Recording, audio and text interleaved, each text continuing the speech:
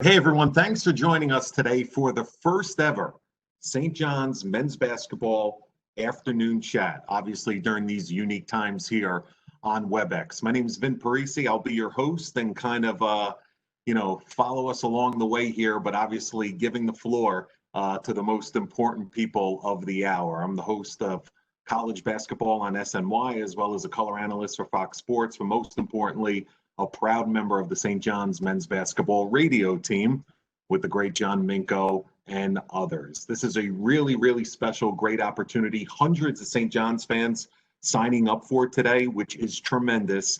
And obviously the timing of this chat and this afternoon get together for all of us in Red Storm land circulates and is timely with The Last Dance. The 10-part documentary series recently aired on ESPN, featuring St. John's great Bill Wennington, amongst others. So we're going to dive into that. We're going to talk Johnnies basketball. We're going to talk Big East. We're going to talk Bill Wennington. We're going to talk Coach Mike Anderson and his squad. We're going to talk this unique offseason that not just the sports world, but our world in general is faced. And then, of course, circle back with the Last Dance documentary. Let's talk about our guests and our panelists, and thank you for joining us here today. The Director of Athletics for St. John's Athletics, Mike Cragg, entering his third year. He's been committed to improving and upgrading, as you know, folks, every aspect of the program, whether it's student support, student services, the on-campus, off-campus experience, increasing resources, bettering and improving facilities. Mike Cragg joins us. Also, 12-year NBA vet, former St. John's great, three-time NBA champion Bill Wennington, our guest of honor this hour, and we thank Bill from the Midwest for joining us here today for Red Storm fans to get an update on everything that's great in his world as well.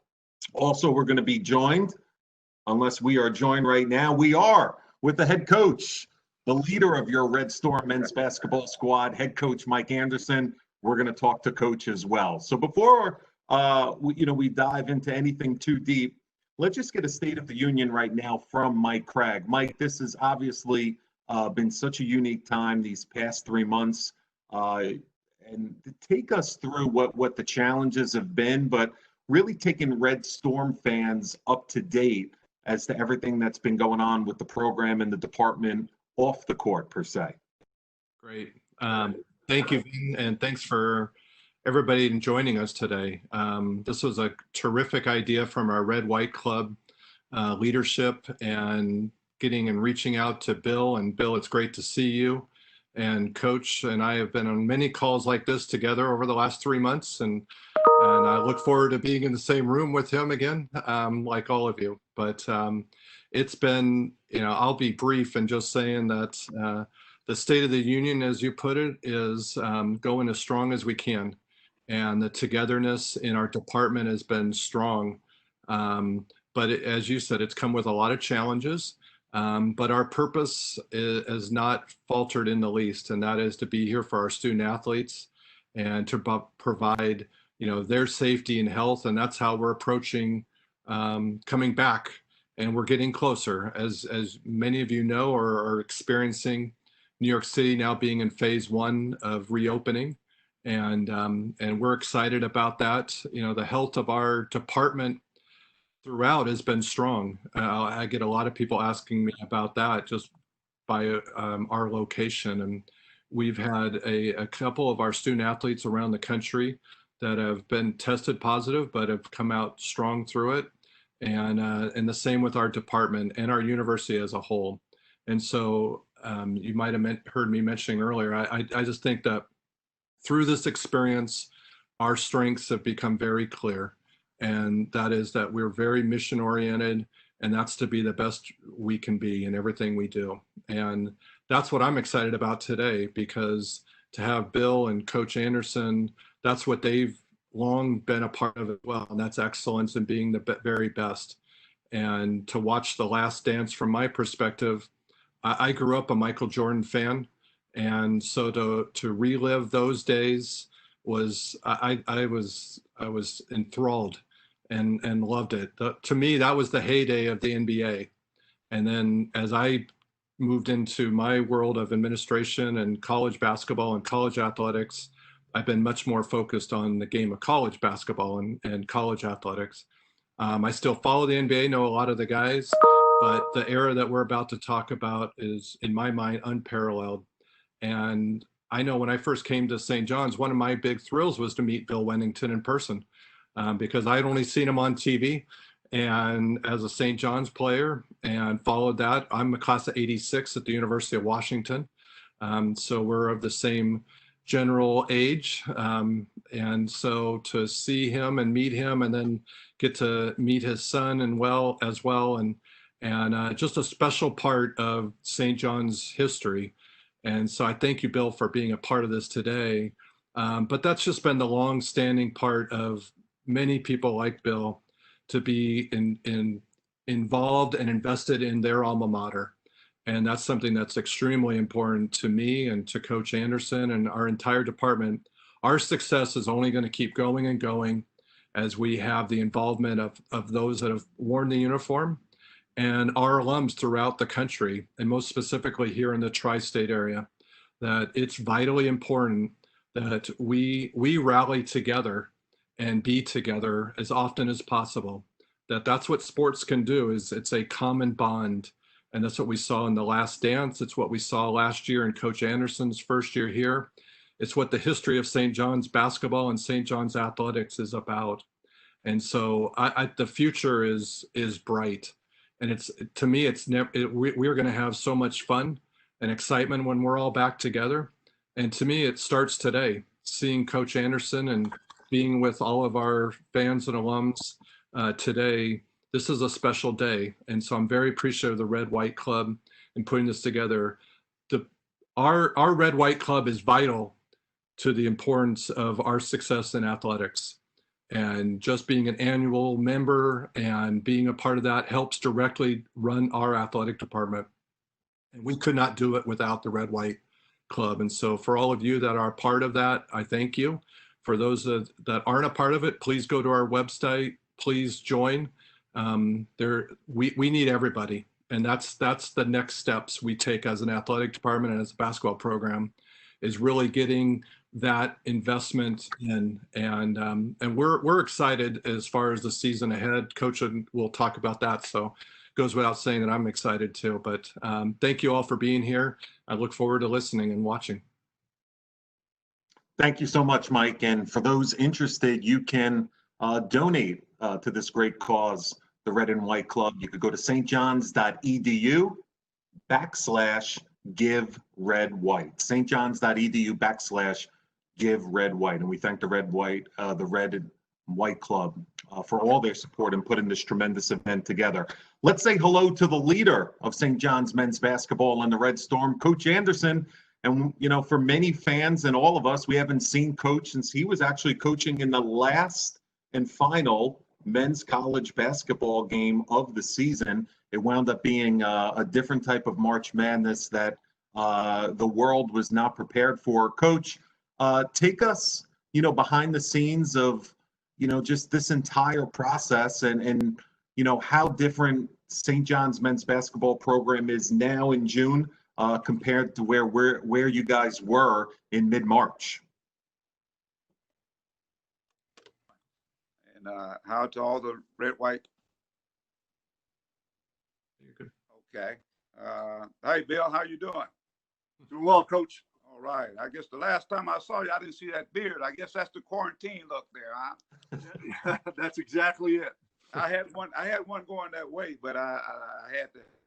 I'm so ready to get back up with our players that I had to get it off. And I said, you know what? Get ready to go again. As you was talking about, Van, you talked about the last time we played. Obviously, we were playing at the Garden against Creighton, and all of a sudden, we played for a half. And I want everybody to know, Creighton was in trouble. Creighton was in trouble. I'm gonna tell you that. But it just stopped, and it was just a surreal moment. And you know, as a coach and being a leader, you know, the toughest part is with our players. When we went into the locker room, they were so angry, disgusted, you know, and and making sure they understand there are some bigger things than basketball in sports. It's about life, and obviously we're concerned about the pandemic spreading throughout. So having to calm those guys down, that was they were really disappointed because we were playing some of our better basketball.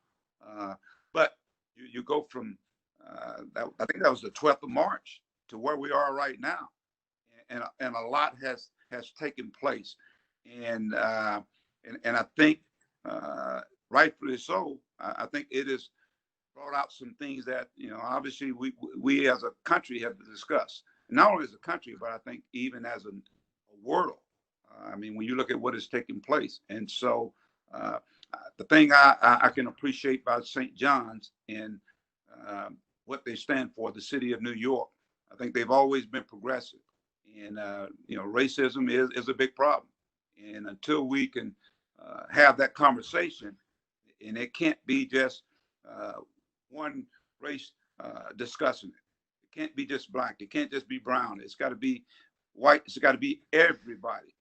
And I want to make sure that everyone know where I'm coming from. I think until we can talk, it's going to be uncomfortable. It's got to be uncomfortable before it gets comfortable. And so until we talk about the police brutality, until we talk about the education, the lack of funds, until we talk about the health, the pandemic has really shown where the low income people of color are really being affected by this pandemic. It is just it put a magnifying glass on a lot of different areas, and so I want to say that at the beginning because it's kind of like it's the elephant in the room, and but we got to talk about it, and hopefully as a country, I put a statement out. I said until we value other lives as we value our own. I think once we do that, again, if we put as much value in other people's lives as we do our own, then I think we're on the right road. So let's hope and pray that we continue to push not only the conversation, but through the action. And I think being at St. John's and being in New York, I think we can be on the forefront of everything that's taking place. Like this pandemic came, I think the governor did a great job of taking the lead, and we're following his instructions. And guess what? Now the numbers are down. So now we got to do the same thing, take the lead in all the things that are taking place. So again, I just want to get that because that's something that's heavy on my heart. And as a leader at the university, at St. John's University, I will continue to push forward, and hopefully we can become part of the solution. I think that's what sports does. It brings everybody together, and that's what we want to make sure we do our part here. And I'm asking you guys, our fans, people around the country, let's do your part as well. So with that being said, right now we're looking at hopefully getting our players back in here on campus and slowly kind of get them back to a regular routine. As Mike talked about, it's going to be a new normal. And but with that being said, I know our staff and our players. It's funny when guys go home. Home is different than when it was, when they used to live there. When they come and be up on the campus in Queens, this becomes their home now. And they're chopping at the bits to get back here, and they want to be a part of the solution. So, but I'm excited about what's taking place, and I want to thank the Red White Club and what all you guys do, all the foundation members, and putting this together. I guess with the large numbers, I guess everybody's ready for some sports, Bill, because and that's a great thing. I think that's a great thing because again, sports is the one thing that brings us all together. And I'm really excited about what's taking place here. I know we're going to be talking about the Last Dance, and of course, Bill has been a part of many championships, and of course, I don't know if Bill knows this here, but I think I got introduced to Michael Jordan, Bill. I was a senior at the University of Tulsa. He was a freshman at North Carolina. And in that game, he hung 22 on us, okay? And he had the tongue wagging, the swagger, and think it's the same year they end up winning a national championship. But to see you guys make the run you guys made, that is unbelievable. And I had a chance for you guys. I had a chance to meet Bill at the Chicago game. I think the Chicago played the Knicks, and I had a chance to go up there, and you were very, very gracious, and I really appreciate that. And I always say, in order for us to continue that tradition, there's some great tradition at St. John's.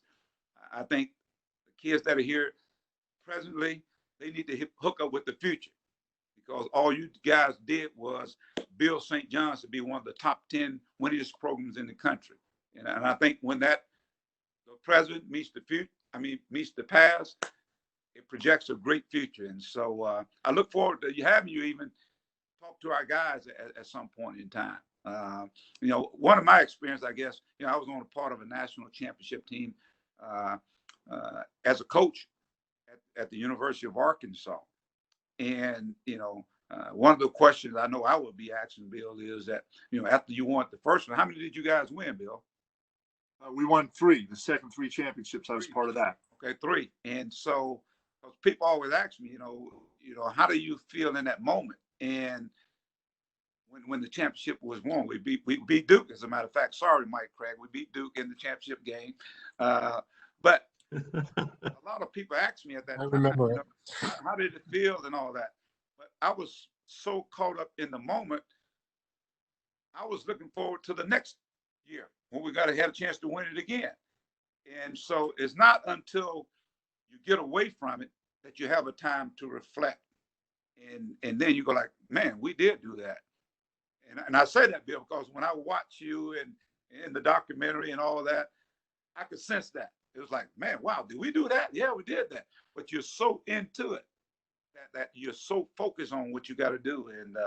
And I think that's to me, that's the mindset of a champion. And that's what I want to do at St. John's. I want all our fans to know that this staff, this coach is working day and night, even during the pandemic, trying to put St. John's at the forefront of not only the Big East basketball, but the national scene. And that's my charge, and that's my vision. And I'm super excited. We've had some guys move on, obviously, since our season. As you guys know, LJ put his name in the portal. Mustafa graduated. Damon Sears and Ian Steer, they moved on. So now when you look at the core of our basketball team coming back, and I'll discuss it even more later on, but I'm excited about those guys coming back, as well as a really good recruiting class. So it's an exciting time for me, and I know it's exciting for our players, and I hope it is for our fans. It's just, again, so much uncertainty. We got something we can look forward to. So I'm super, super charged, super excited, super to listen in on Bill as he talks about those great, great teams. Thank you so much, Coach. And let's say hello to Bill, and the focal point here of this first ever St. John's men's basketball afternoon chat. 12-year NBA veteran, former St. John's great, the 16th pick of the 1985 NBA draft. Who could forget that special Final Four run? St. John's fans remember it like it was yesterday. The Final Four, 31-4. Bill Wennington, first team All Big East back in the day, and a very special guest today. Bill, I'm going to allow you to have the floor. Say hello to the fans. Say hello to the red and white members. But I would like, and also I'd like to say hello to all the Wennington family members that are joining us from throughout the country. But Bill, I would like you to also address with your opening hello your special guest over your left shoulder. I hope that's not a former teammate that ticked you off. Well, thank you, Vin. Yeah, see what happens when you don't pass me the ball? That's my alter ego. That's Bad Bill. So I'm good Bill. That's Bad Bill. He does some bad things. I let him do all the bad stuff. I just take care of the good stuff. By the way, he can't shoot. But I'm honored and privileged to be here today. Thank you to Red White Club for organizing this. I think it's a fantastic way to pass the time, especially during this pandemic of COVID-19 and people being stuck in a house with really not a whole lot to do. And trying to, here in Illinois, things are starting to open up a little bit as we just hit phase 3. So restaurants are just starting to open up outside now, but it's been very difficult and very different. I, to be honest with you, I did not realize how much I really do love sports. I'm not a big baseball player or a baseball fan. I like going to games, but about 3 weeks ago, I realized I was watching an hour of Korean baseball because it was on TV. And I know not one player that I know about it. And maybe I should with Terry Bross, former teammate of mine, went overseas and played over in Japan. But I just watched it and I realized that I need to watch sports. It's really is a big part of our lives. And that leads me into what St. John's is, and obviously The Last Dance. And if you watched it, you understood what Michael was doing and what he was trying to do. And Michael was the most talented player on that team. But he was also one of the hardest working players. And to win, you can't just be talented. You have to work hard. And that's something that I started to learn in high school and was so reinforced when I was at St. John's, having obviously Coach Conaseco and a guy like Chris Mullen, who was the original gym rat, a guy that just lived in Alumni Hall. We'd have practice and we'd go home and eat dinner. And Chris and I were roommates as freshmen. We'd eat dinner, and then after dinner, I'd open up a couple of textbooks and start to study, and Chris would be leaving. I'm like, dude, where are you going? And I'm going back to the gym. Like, really? Okay, I thought he was joking. But after the first week, I decided I'd go with him, and he was going back to the gym and working out for another 2 to 3 hours, just getting shots up and playing one-on-one. And eventually we got a bunch of guys in there, so we'd have practice from 3 to 5:30, whenever coach decided we had enough or he had enough. And we'd be back in the gym from 7 to 9 and sometimes later, just playing again, working on our game. So it takes a lot of hard work if you want to win. And contrary to a lot of beliefs more today, it's not fair, and winning is everything. And that's why we play the game, to win. And I feel for Coach because I saw the St. John's game against Creighton, and I saw at halftime it was canceled, and that's horrible. When you're playing a game that's going that well, guys want to go out and finish the job. Yes. You want to win. There is not one player that steps on that floor at any level that goes out there thinking they're going to lose. You got to go out there and they're giving their best and they want to win. And it's all the hard work that you put into it. And that's something that St. John's helped me to push myself even more and to be ready to play in the NBA and have a successful career and be part of one of the greatest teams that ever played the game. In the 72-10 Chicago Bulls. And obviously, if you watch The Last Dance, to be a part of that group and teammates was absolutely phenomenal.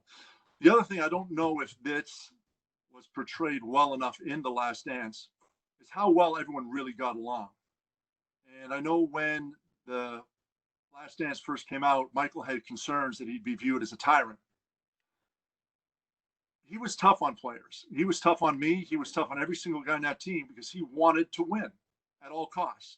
And if we weren't there to do our job and we weren't willing to put in 100% effort every time we stepped on the floor, be it in practice or a game, he wasn't going to put up with it.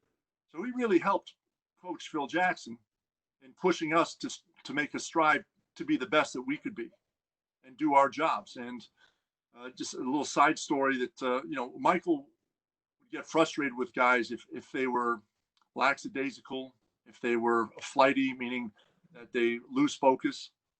But if Shaquille O'Neal scored on me, Michael wasn't mad at me. As long as I was giving 100%, I was in the right spot, I was trying to do the right thing, he wouldn't get mad. He just understood that Shaquille O'Neal is a better player than me. Patrick Ewing is a better athlete and player than I was.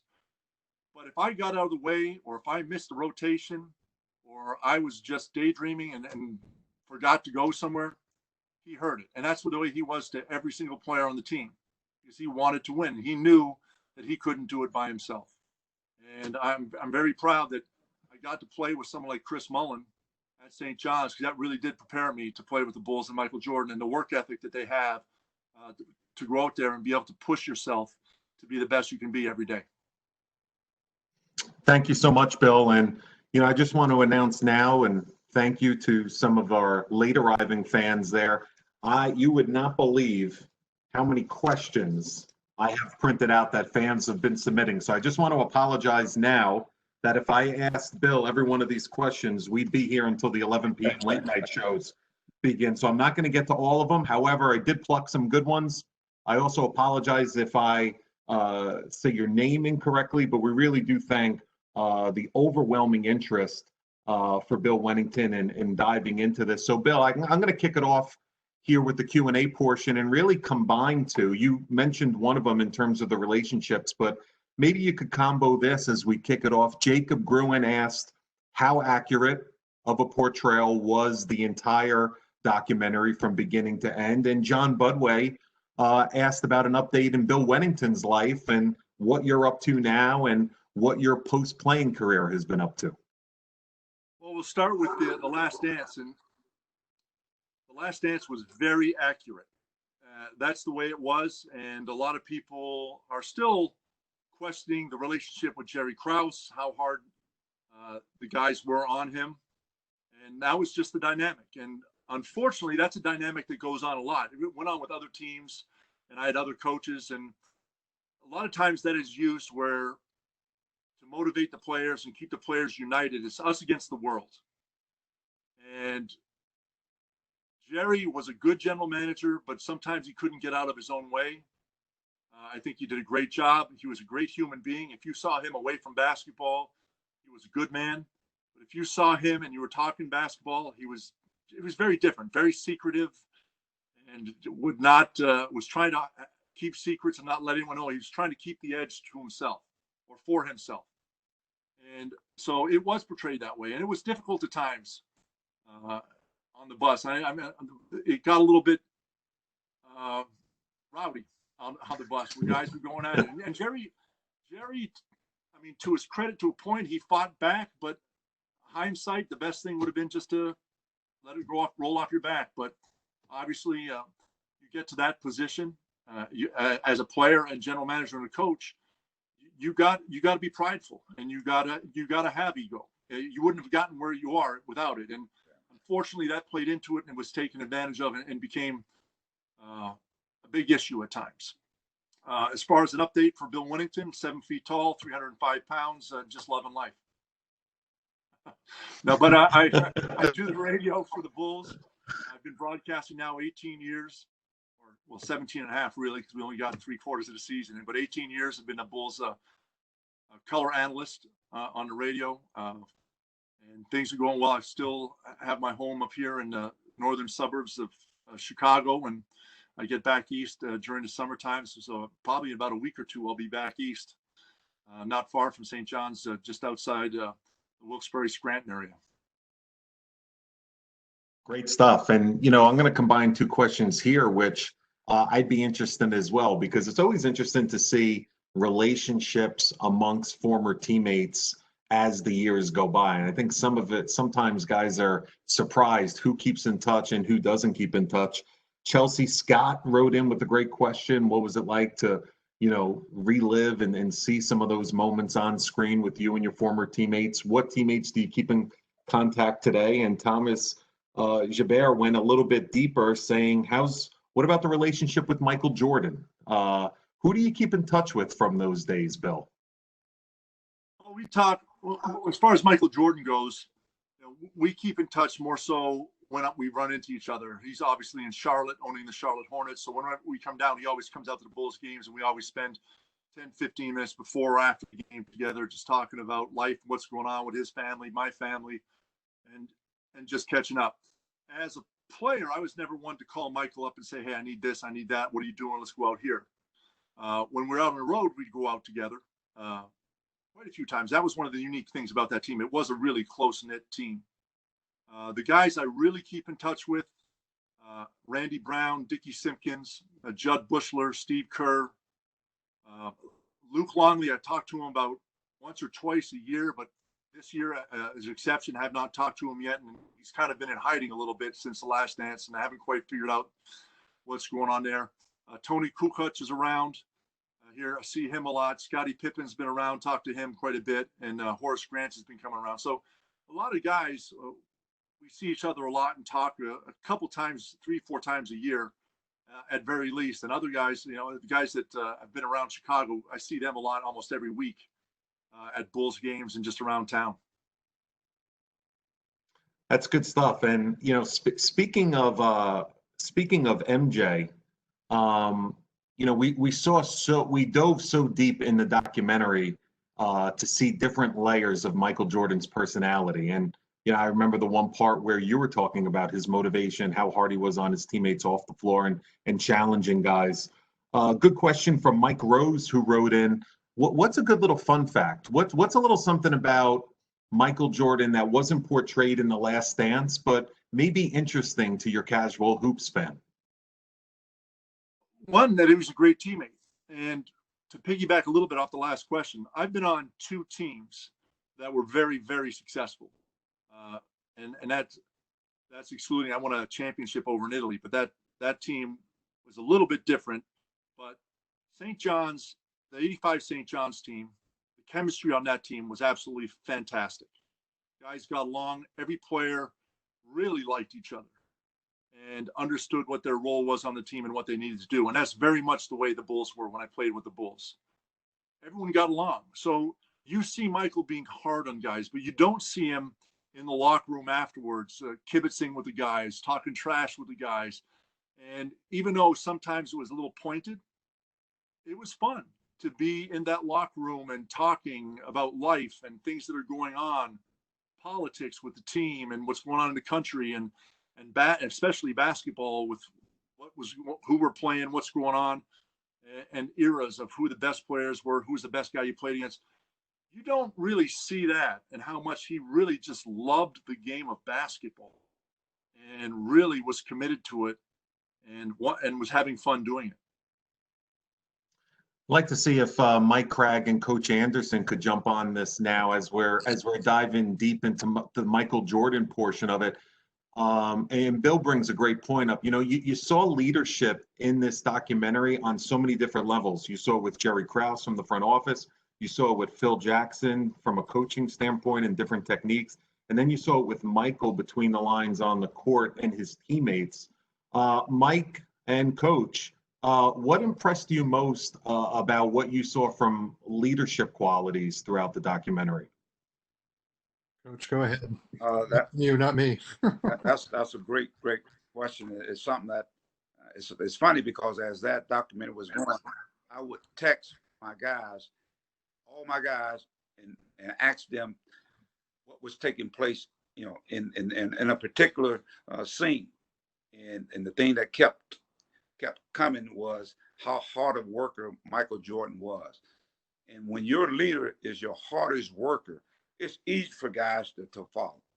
And in essence, I always feel this, and sometimes the more leaders you have on the floor, the better your team is. Because, you know, those leaders, those guys they're out there on the floor. Michael was like a coach out on the floor. And like I said, sometimes the document, it showed him, actually doing the coaching out on the floor. And I think that's when your team really rise up. And his competitive greatness, you know what? That's the thing I admire about him. His competitive greatness. You know what? It trickled throughout that whole team. It's not only the first guy. He's the first guy to the last guy. I mean, everybody, they had that competitiveness in them. And I think it even went to the point where even management had the competitiveness in. You were talking about Jerry Krause. I mean, he was a fighter. I mean, they were fighters. But when you got those guys on the floor, the leaders, they can just bring all that stuff together and make, you know, coaching. You want to know how to be a great coach.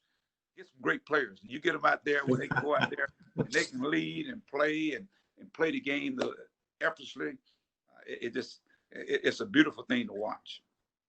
The part for me that I enjoyed, on top of everything that Coach just said and Bill's been sharing, is Phil Jackson and his leadership in being adaptable. Yes. Whether it was Dennis Rodman or Scottie Pippen or Bill Wennington, he adapted as individuals, and to me is a great reader of people, and that made a collective unit better.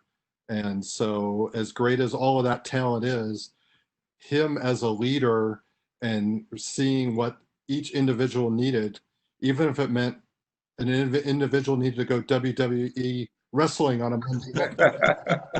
Hockey, I don't think anybody else would have said that was a good idea, but he figured out that that was not the battle to fight over, however that played out in real life. But nonetheless, that adaptability as a head coach and as a leader was a huge component for me. Great stuff and great insight. And, you know, Bill, every end of the spectrum got covered by the fans who wrote in with questions. For example, I would be remiss if I didn't give a special shout out to Scott Reuter, who wrote in, when will you pursue your PhD, Bill, so you can come back and play for St. John's again? So when I tell you we got every avenue covered for fans that have written in, we have. But you know what I'd like to bring up right now, and Mike, you just brought him up in terms of Dennis Rodman. Christopher De Guillermo wanted to ask Bill, what was Dennis Rodman like with teammates at practice in the locker room? Was he really as crazy as his public persona? What was it truly like from your perspective, Bill, diving into really playing with Dennis Rodman? Vin, that's a great question because a lot of people do want to know. And honestly, Dennis created a persona and played it very well in the end. Actually, in the end, it was more persona than Dennis. But Dennis is actually an introvert. He's very quiet. He's shy. Doesn't talk a lot. As a teammate, he was phenomenal. He wanted to win, and he was so talented and really understood how to play the game. One of the smartest basketball players I've ever met, and was willing to put time in studying, watching film. He was a guy that was in the gym working out all the time, and a little bit of controversy when he was playing because he was lifting different weights. He was never lifting heavy weights, trying to bulk up and be big. He'd do like tricep curls with 45, 50 pounds, but he'd do 200-300 reps and just keep going, as opposed to, the rest of us start with 45 as a warm-up and then build our way up to 90, 100, whatever we can get. But he would just take that 45, 50 and just keep going and going and going. And a little bit of controversy. I don't think all the trainers and strength coaches agreed with exactly what he was doing, but they couldn't argue because he was a phenomenal rebounder and a great defender. But he was one of the most generous people you'll ever meet in your life, and a lot of fun to be around, on the court and off the court. Awesome. And with Coach and Mike bringing up the leadership before, this was a good question from Kathy Genslinger. You had the chance to play for two great coaches in Coach Carnesecca and Phil Jackson. Now, obviously, I know that there's differences. I would dare to say that Coach Carnesecca didn't have you guys meditating in a circle at mid-court. But what different qualities did you take from each style? Well, there were a lot of similarities because both of them cared about their players a lot. Not just what they did on the floor and what they were doing in the games, but what they were doing off the floor. And they wanted that balance of life on the floor. And no, Coach Carnesecca wouldn't have us meditating on the floor, but we would be meditating in front of a bowl of pasta. And just that caring factor that Coach had, and how he was willing to push you, and how much he really cared for you, even when he was yelling at you, it was not demeaning, or you were never fearful, but it was, you knew that he cared about you, and he saw something in you that you weren't performing well and was pushing you to be better. Where Phil and Mike brought it up, really did it better than I think any other coach has, is he really understood the players' mentality, when they needed to be pushed, when they needed to be coddled a little bit. And he also got every single player, as Louis did, to understand what their role was on the team and what they needed to do. What Phil was really good at is understanding that he had 12 guys on the team that all of them wanted to start. Yet some of our roles weren't as big as other roles, but he made us understand, and he told us that every single role on the team was just as important as Michael Jordan's role. Because you take the one person out of it, it disrupts the whole team. It's like as the saying, you're only as good as your weakest link. So Rusty LaRue, who was a guy that played rarely, felt important in practice, knowing that he was pushing guys and doing his best to make us better in practice, playing 100%. Phil also made us realize, and along with Michael, that practice was our games. And to be honest with you, 99% of our practices were harder than the games. Guys went out there and for an hour and a half was all out. So we got to games, and a lot of times games were just easy and fun because we were so well prepared and versed to working hard and pushing ourselves that when we got to the games, it was fun and easy. But Phil really understood that, and he knew how to put his arm around me when I hadn't played a whole lot. Say, hey, Billy, you're working hard in practice. You're really doing well. You got to be ready. We got a big week coming up. New York's coming in with Patrick, and Indiana's got Rick Smits at 7-4. So you're gonna have to be ready. We're gonna need you. So, and it seemed that every time I was ready to go in his office and start cussing out and saying, "What the heck is going on? I need to play more," he was able to just reel me in and refocus me and get me back on the right page to help make the team a better team. And that's what he did with every player to make the team the best it could be. Yeah, and I'm glad you brought that up because I'm just curious to dive in just a little deeper to your relationship with Phil Jackson. I don't think it surprised many fans that, you know, Dennis needed a 48-hour vacation to Vegas, or Dennis needed to go out and, you know, be a professional wrestler with Hulk Hogan for 24 hours in the middle of the finals. But I think it was interesting to a lot of fans that, you know, Michael Jordan and Ron Harper and the squad, they're out there playing golf and smoking cigars, you know, but it's not the off season. It's the day before a playoff series starts, you know, and, you know, was that more about Phil Jackson's way, or was that more about you guys being such a veteran squad, or it was, you know, take us into that. It was a little bit of both. Phil understood that we worked hard and we needed to have that break. One year we're in New York for the playoffs, and we get to New York and they beat us in that first game in New York. I can't remember what year it was, but anyway, they beat us. So we're going to practice the next day. We get on the bus, we're in our practice gear, and we're thinking to ourselves, wow, this practice is going to be tough because we gave the game away. New York won it at the end. We're in trouble. We get on the bus starts moving. Phil stands up, turns around. We're not practicing today. We're going on the Staten Island Ferry.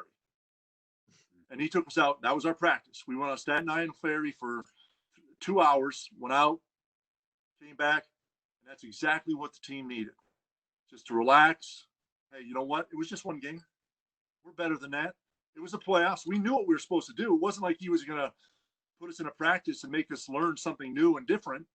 We knew what we needed to do and how to do it. And he just had that way about him to let's blow off some steam. So Phil was fine with guys doing what they needed to do to blow off steam, but he'd also be right there and tell you, hey, if you can't do it and come and perform, then don't do it.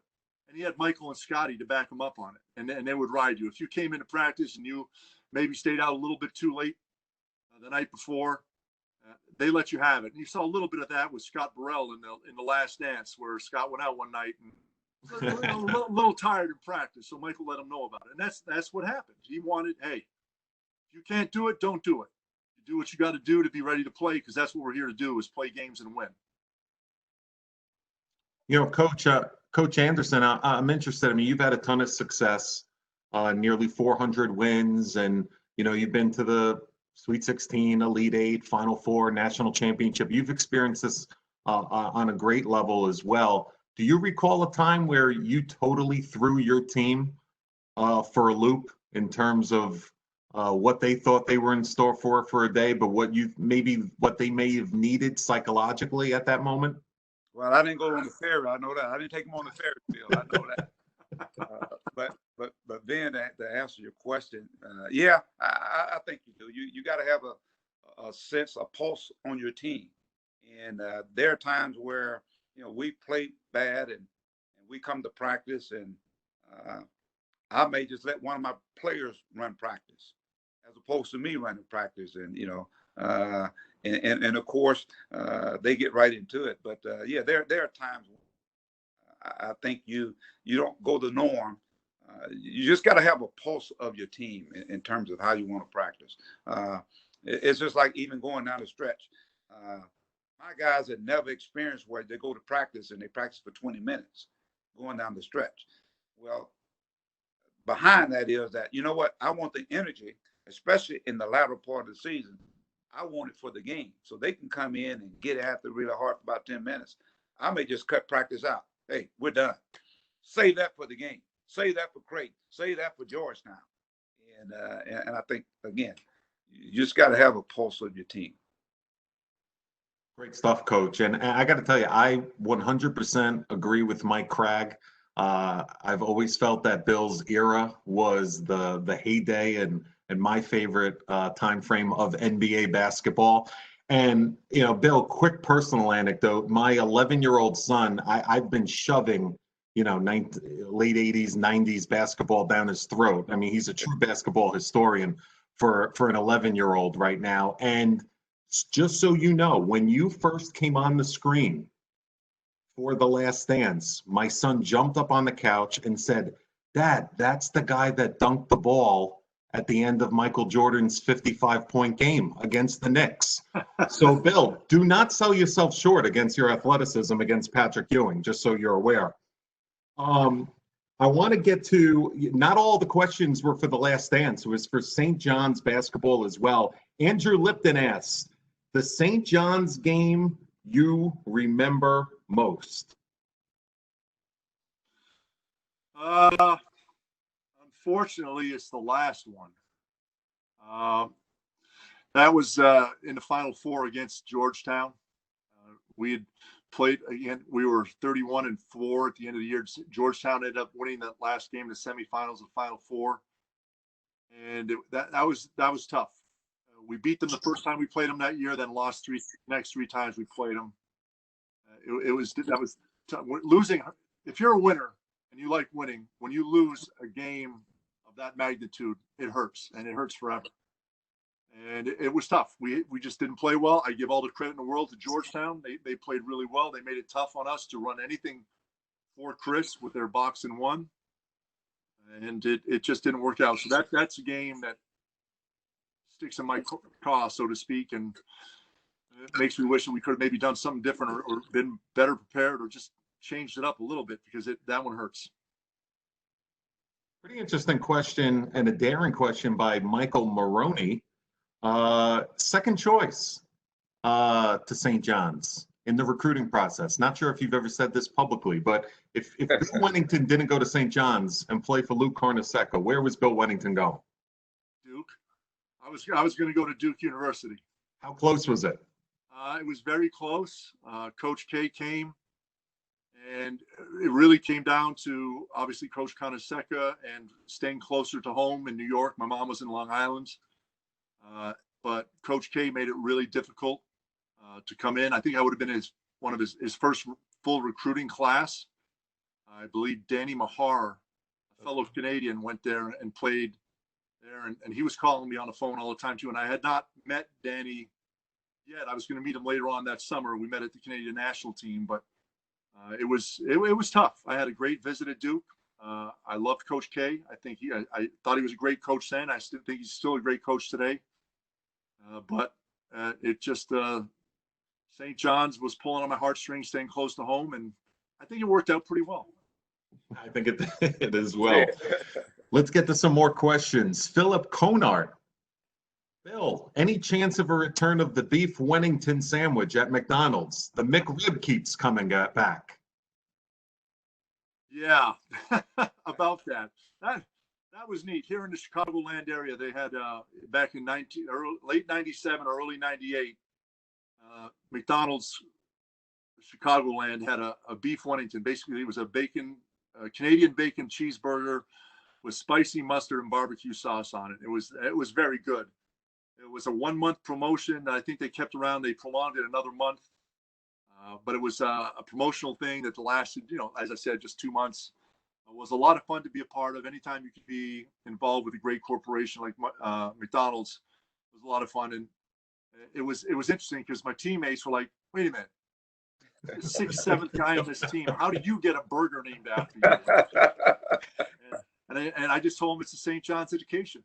That's all. Yeah, and let me go on the record saying we had multiple Beef Wennington questions. So apologize to the fans who I did not select for that one. I'll tell you, Vin, I had multiple Beef Wenningtons, and I'm still trying to work them off. Well, listen, whatever you were doing right. As I said, my son recognized you from 1995, so you're aging like a fine wine. Let's, Maria Keeler, this is a good one. If you were to go back in time, what would you tell the younger Bill Wennington? If you could go back in time, Coach Anderson talked about how he communicated with his players throughout Last Dance and, how he's trying to mentor these young men. What would you tell the younger Bill Wennington playing under Coach Carnesecca back in the 80s? I would tell that Bill Wennington to stretch more. Because it really it's really important. And when you're young, you take it for granted that your body's going to be like that forever. I was a hard worker, so I wouldn't tell him to work harder because I was already working pretty hard.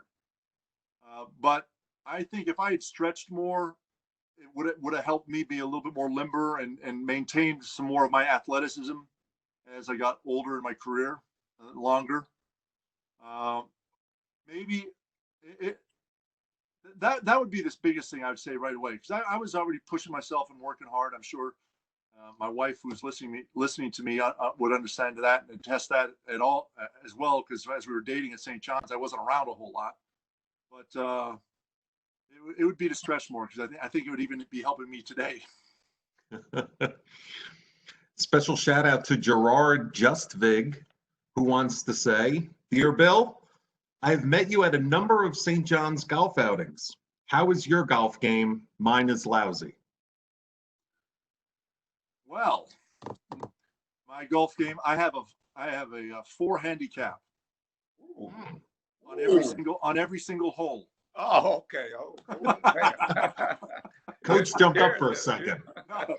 No, I shoot in the mid-90s. I don't play enough. Unfortunately, I love golf. I love to go out and play with my friends. I'll go out and play a little bit on my own. But when it gets real hot, I would prefer to go out and ride my motorcycle. So I'm torn between the golf course and riding my motorcycle, just relaxing. I'll tell you, personally, for me, I knew MJ loved golf and cigars. I didn't realize there was that many cigars cooking during the season. Having a Stogue in the truck with the windows up with Ahmad Rashad driving to the arena. I mean, was the passion for cigars later in the career? For Michael or for me? Yeah, for Michael. I think it was pretty much throughout. And you have no idea. Again, these are back in the days where there weren't all these smoking laws. Now you can smoke anywhere. That's right. But we'd be on the bus after games and cigars would be going. And I had never smoked a cigar before I got to Chicago. But what happens is when everyone around you is smoking a cigar, especially on a bus with the windows closed, if you don't start smoking when you're going to get sick. It's just the way it is. And several bus rides, and it was a lot of fun. It was good times. That team was a special team to be part of. Like I said, everyone got along.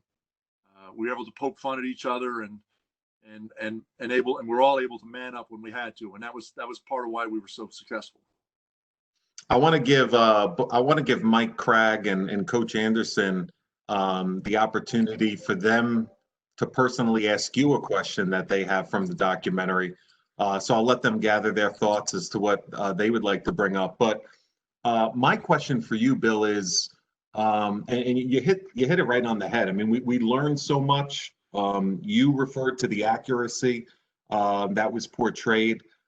Is there a certain story? Is there a certain angle? I love what you brought up before about the teammates getting along great. What else was maybe missing, or you wish maybe was highlighted a little bit more, or just something that the average fan, maybe it was just brushed upon or touched on, but it was a really big part of that 98 team? Is there anything at the tip of your tongue with that? Well, at the tip of my tongue would be how good Scottie Pippen was. And I think that goes under the radar a lot. And everyone thinks that Scottie is the Robin to Michael's Batman. Scotty, my first year with the Bulls, when the Bulls weren't projected to do well in the Eastern Conference at all, we won 55 games. And unfortunately, we lost to the New York Knicks in the playoffs with a Hubert Davis and Scottie Pippen foul. New Hollins. Yes, which has since been said, well, yeah, we shouldn't have called that foul. Whatever, that's besides the point. I will be the first one to tell you it's not one play that wins or loses a game. It's the whole game. But that was a tough call at the end of the game. But Scotty took us to 55 wins when I don't think anyone thought we were going to win 40. And he really was an amazing player. And he complimented Michael in so many ways. Because as hard as Michael was on you, Scotty was that the other parent. All right, come on, you can do it. Put his arm around you, pat you on the back, tell you what you need to do. And you actually even saw it in the Last Dance a little bit. Michael was getting on Scott Burrell in the locker room. And Scotty was there. And after Michael kind of finished, Scotty said, don't listen to him. You all right. And that's just the way Scotty was. And he gets a bad rap because he's very emotional and he sometimes speaks off the cuff and doesn't think before he says things. But he's also another great teammate. And again, pushes himself just as Michael did. And maybe that started with Michael pushing him to start off. But he was just so athletically gifted and talented. He was really a great and special teammate. And to be honest with you, he was my favorite teammate on that Bulls team. Awesome point, and thank you for bringing up Scottie Pippen on this, who we haven't covered yet. There's so much other topics that were flowing. Mike Cragg, anything for Bill in regards to The Last Dance? You know, it's funny. I was going to actually ask about Scotty because I think some of the surprising part to me was his reaction afterwards hasn't been as positive as some of the others. But I really, what you just said about Scotty was going to be one of my things. I'd like to hear a little bit about Steve Kerr as well. Obviously, did you ever see him turning into the coach he's become? Do you feel it was from his experiences in those years and watching Phil? And I think he personifies everything you both have said about being a valuable part of the team and be ready at all times. And I'd love to hear your perspective. Thank you, Mike. That is a great question. And to be honest with you, yes, I did. Steve, myself, and Judd, we talk a lot about what was going to happen after basketball. And I'm older. I'm 57. I want to say Steve is just over 50 now, maybe 52. Yeah. And Judd is right around the same age. They both went to Arizona together, so they knew each other. But we'd be talking about what we're going to do after basketball. What do you have in mind? And Steve and I were both talking about broadcasting and maybe coaching. And Judd Busher was he was the beach bum. Judd was. He goes, I don't know what I'm going to do, but it's going to be in Del Mar. And actually, he did exactly that until his daughters got through college and stuff. Now Judd is coaching. Actually, he just finished up with the Knicks this year as an assistant coach. And we'll see, obviously, with New York, we'll see what happens next year with what they're doing. But you could see Steve understanding the game and being a student of the game all the time and working at his craft, pushing himself, but understanding everything else on the floor, what's going on. And also, if you look at it, he had a great coach in Phil Jackson. Then he went down to San Antonio and had Greg Popovich. And I think he was able to take those two philosophies, kind of blend them together and create his own identity. And he's done an absolutely fantastic job of that. And again, he understands how to keep his players motivated, how to let his players take control and have control of the game and get things done. But he was a great teammate. And obviously, he's been a fantastic coach. Yeah. Thanks. Coach Anderson? Hey, Bill. Obviously being a St. John's alum, playing here, Coach Conasecca, great man. Had a lot of great players that played here. And of course, with that team that you had, you used to play against a guy by the name of Mark Jackson. I think Mark was a darn pretty good player here too, and of course he coached as well. He's done a great job as being an analyst on TV. I mean, it just seemed like Coach Conasecca, his players, it's kind of like they came here as certain individuals and they just blossomed.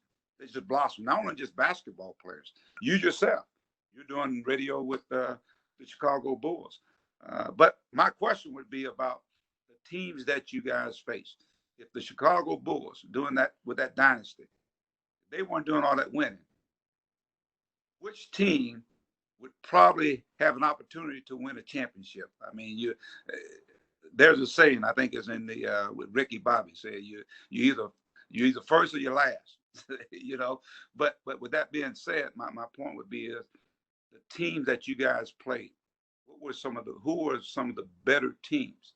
And I know that Indiana team was a little thorn there.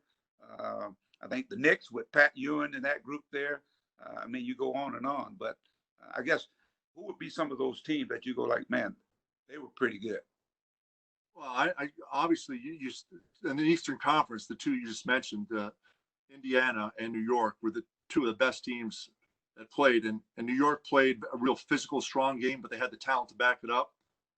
And playing against Pat helped me to get into the NBA because he prepared me going against the best and made me realize how hard I had to work to keep up if I wanted to compete against them. And all the respect in the world to Patrick for what he's done. And I know a little while ago in the news, Charles Oakley said that Pat wasn't a real leader, and I disagree with that 100%. Having played against him at Georgetown and all the years against him in New York, whether I was with the Bulls or Sacramento or Dallas, Pat was phenomenal and a great player. Unfortunately, he just ran into the Chicago Bulls, and they were able to get to the finals when Mike wasn't playing, but they were a great team.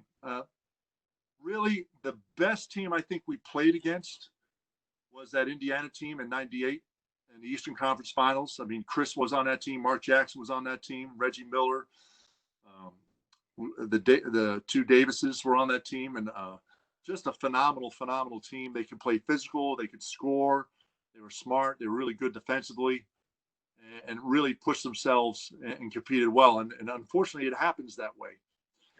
You run it into a team that's on a legacy like the Bulls were, and you just can't get over the hump.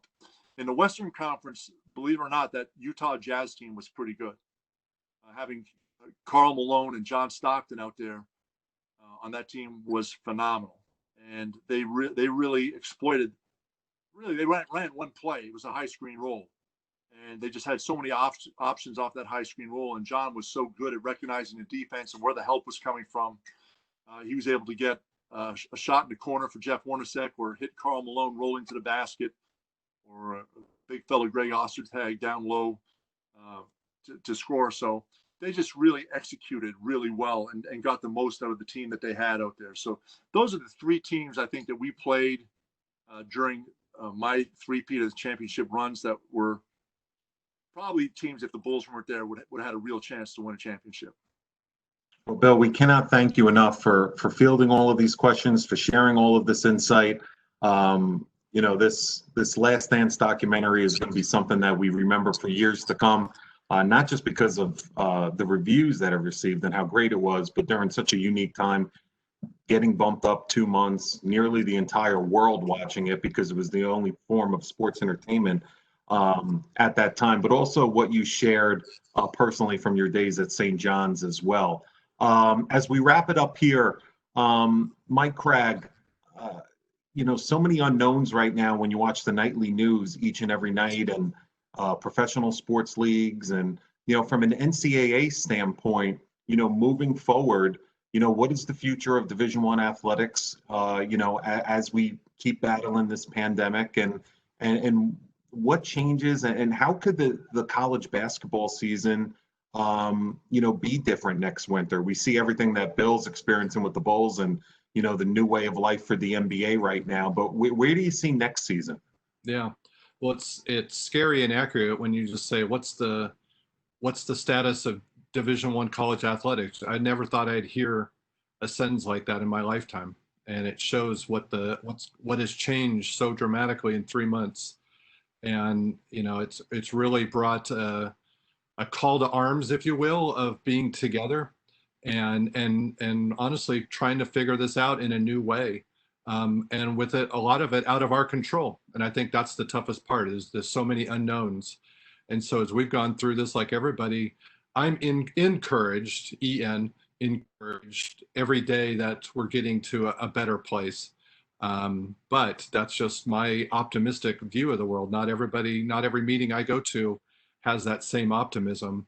For me, the telltale signs will be how college football re-engages, re-socializes this summer. And of course, the NBA and NHL playing, but even that world's going to be a little bit, at least as I see it, more of a bubble. We don't have that bubble opportunity, if you will, in college athletics. They are student athletes. There needs to be a university life. And so we're dependent on that as well, as every university figures out what that's going to look like. We're just a subset of our university's life. And so, we'll play our part of that. But I anticipate we'll have sports. I anticipate we're going to have college basketball. For us at St. John's, we'll have a hybrid, of course, of Madison Square Garden and Carnesecca Arena. It may look a little bit different than years past, but the bottom line is the kids want to play. We all are anxious to play, and we just got to figure it out with always there and a priority of safety and health. And I believe we're going to get to that point. There are a lot of optimistic signs, but like I said, your very question is a tough one, and it's just going to take time. It's June 9th, and so you lose perspective of time too. I mean, we've been through this for about 3 months now. 3 months from now seems like a really, really long time away from now, and it is. And a lot will change on a daily basis, and that's where I'm proud of our team at St. John's, our athletics department team. We've been very much involved and at the forefront of this entire situation. And a lot of it is because of our location being in New York as the epicenter. And as Coach said, we're just in a special place of all of our societal issues and our university life that we have an opportunity to be heard and to make a difference. And to me, that's what St. John's makes it so special. And I think we've seen that here today in these 75 minutes together with one of our greats, and his insights and perspectives and his love for his alma mater that'll never go away. And so I so appreciate that. And it's a message, like I said at the very beginning, to all of our alums and all of our fans and all of us. It's a time of coming together and being with each other and helping each other. And I think we've grown from this experience over the last 3 months to see that as even more important. Thank you so much for those words, Mike, and for everything today. Coach Anderson, you willed in your first year 8 newcomers to a 17-win season. In a perfect world, what do Red Storm fans have to look forward to next season? Well, Ben, I think, number one, I think you're going to see a team that's going to, I think, build off the momentum that we have right at the end of the year. You look at the progress that a guy like Josh Roberts made. We saw Greg Williams really step into his own. We got to get some leadership to guys to the forefront, Marcellus Earlington. And now you got some incoming guys, junior college All-Americans, Isaiah Moore, and then you got Vince Cole. Those guys will have to come in and impact our team right away. So it's kind of like even last year, we had some question marks, but I think we got more answers than we do question marks with the guys that are returning. And of course, Posh Alexander, a young player from here, his teammate Dylan, those guys will, I think, add value to our basketball team, as well as a graduate, Arnaldo Toro from George Washington University. So I think you're going to see a team that's going to go out and play unselfish, play together. I think pick up the momentum that we had right at the end of the year. And so I'm looking forward to it. One of the things I really want to champion is what our guys did in the classroom. It is unbelievable. And Mike Cragg can attest to this. The first semester, the fall semester, we had a great semester, over 3-point GPA. And then we finished up the year and we're doing classes virtual. And I mean, we go to like almost a 3.4, 3.3 with our guys. And so it's been a great year academically, guys graduating. So there's a lot of great things ahead for Red Storm basketball. Thank you, Coach, for that update. And also thank you for your personal words earlier about how you're mentoring our guys and how you're influencing them with all the challenges going on in the world today. Well, Bill, I'm going to let you have the microphone and the stage last. Hopefully, when the Red Storm travel out to DePaul next season in Chicago, the schedules match up to where we could have a great visit. But your final message here to all the Red Storm fans that have tuned in. Well, I've been very blessed in my life, and I owe a lot of that to St. John's. Obviously, my real life, my whole life started there. Obviously, met my wife Ann there at St. John's. We've been married 34 years and have a fantastic relationship, a wonderful son because of that. So I owe St. John's a lot in my life as a man, and obviously the teachings that Vincentians taught me, and the basketball is really secondary to all of that. But Coach Conaseca was fantastic to play for. We've talked about Chris. We haven't talked about Walter Berry that much tonight. But Mark Jackson, what a key role he was in that, coming up as a young player, playing and making that Final Four team so special, and how great he was. And those guys helped prepare me to have my NBA career and get me ready for it. Athletics is a lot of hard work. We talked about talent, but if you're not working hard, you're not going to push yourself and be the best that you can be. And that's one of the things that St. John's helped teach me, to push myself to be better and better. Coach was talking about in education, grade point averages. And I can't stress how important that is, because basketball doesn't last forever.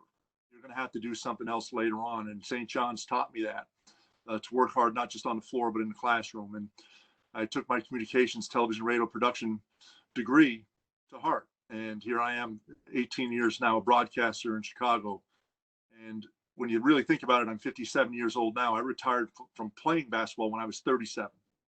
So a lot of my life was left. And for young players out there, understand, even if you make the NBA, you're going to have a lot of time after the NBAs. And hopefully you'll make enough money that you don't have to work, but you're going to want to do something. And if you learn how to do something and learn a skill, or get the education you need to maybe do something else, a secondary career, it's great for you. And St. John's gave me that. And for that, I'm very appreciative.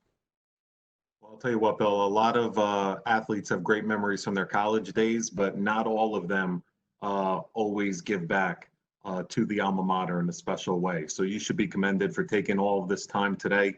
And thank you to the hundreds of Red Storm basketball fans that tuned in today. Thank you to Bill Wennington. Thank you to head coach Mike Anderson. Thank you to athletic director Mike Cragg.